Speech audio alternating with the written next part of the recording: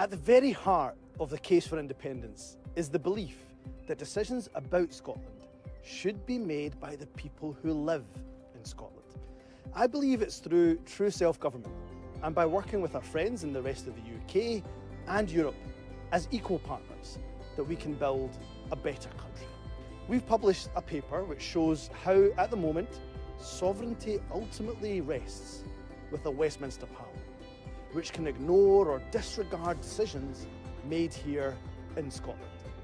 With independence, a new written constitution would recognise that sovereignty lies not with Westminster, but with people who live here, whoever they are and wherever they come from. And it would enhance and protect key rights and principles. For example, on equality, on the right to strike, on the right to a healthy environment, on the right to decent housing, and on access to healthcare, which is free at the point of need.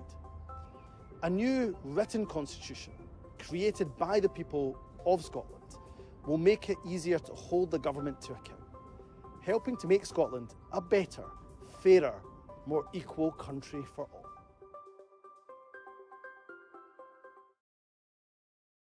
A new constitution will protect and enhance the rights of every person in Scotland. It should be designed, it should be considered, and it should be approved by as many people in Scotland as is possible. Because of that, this paper cannot definitively say what will be in the permanent written constitution of an independent Scotland. That's a decision that can only be taken after independence by the people of Scotland.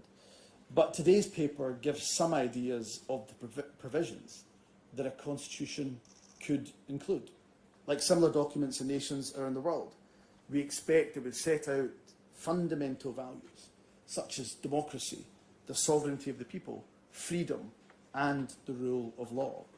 It would include provisions to enhance equality, prevent discrimination. It would describe the role of some of our key institutions, such as Parliament, the government, the courts. It would also contain measures on other issues which people see as being of fundamental significance and importance. It could, for example, specifically protect the right to take industrial action, or recognise the rights and interests of our island communities, or contain provisions on the right to adequate housing, the right of communities to own land, or our right as citizens to access healthcare, which is free at the point of need.